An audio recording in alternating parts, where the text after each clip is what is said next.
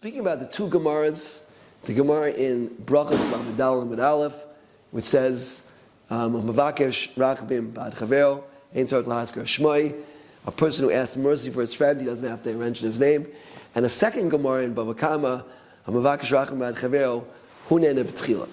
And I'd like to share with you a thought from the Pshiska Rav, the holy Pshiska Rav. My son actually recently became a Pshiska Chassid, Rav Rabinowitz in Harnof, and there's also the Piskei Tshuvas in Mat Shlomo, the Pshiska Chasidus, beautiful, beautiful Chasidus, which stems from connected with Kutsk.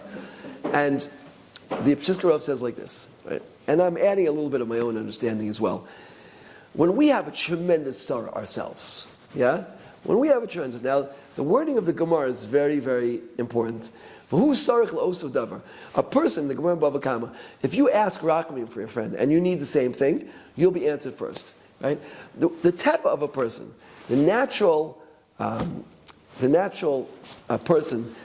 state of a person is that when you need something, you become engulfed in your own needs, right? You have no headspace left, right? A person's very sick. A person has major financial problems. A person has major shalom bayis problems. A person has major problems with his children, right? You become very confined. That's a tzara, right? A tzara. You become confined in your tzara. You become boxed in, as it were.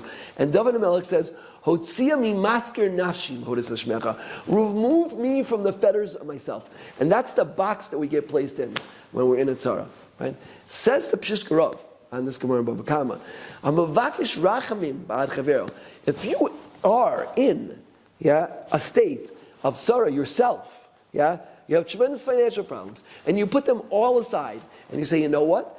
I'm going to think about my friend's financial problems, right? You need the same thing. Hunene tchila. Because mida keneged mida, you broke out of the enclosure that you're in, the tzara, right? You broke out of it, Hashem, and you put your friend first. Hashem will do the same thing, and He'll put you first. Yeah? Mina keneged mida. You broke your nature. You broke your nature by, instead of being focused on your own difficulties, you were focused on your friend's difficulties. Hashem, as it were, will break His nature and take care of you first, and take care of your problems. Now, Hashem brings a problem to someone, it's for a very specific reason. It's for a tikkun, and He needs that problem. Yeah? But Hashem will override that.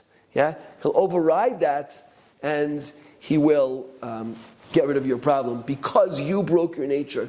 He, as it will break His rules. Because you broke your rules, He'll break His rules.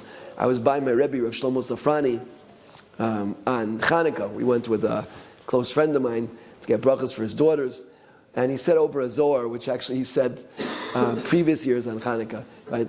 There was one of the Amoraim was walking, and he saw a man sitting on a rock, and there was a snake about to bite him. A snake about to bite him. And a tree fell down and killed the snake.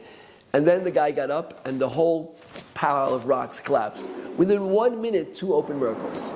Right? So the Amora went up to him and said, "How can you have such miracles? What actions do you have?"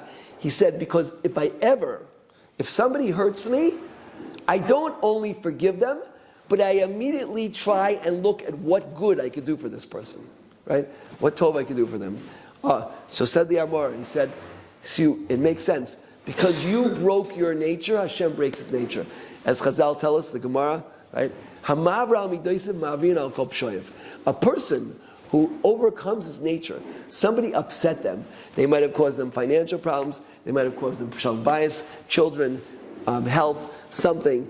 If somebody upsets you, and instead of getting upset with them, you instead try to help them, that's an incredible thing. I want to share with you 2 stories, and we'll finish with that. Personal experiences. There was once somebody, I was so upset, I wanted to take this guy, put cement boots on him, and throw him into the Hudson River. I'm serious. Yeah.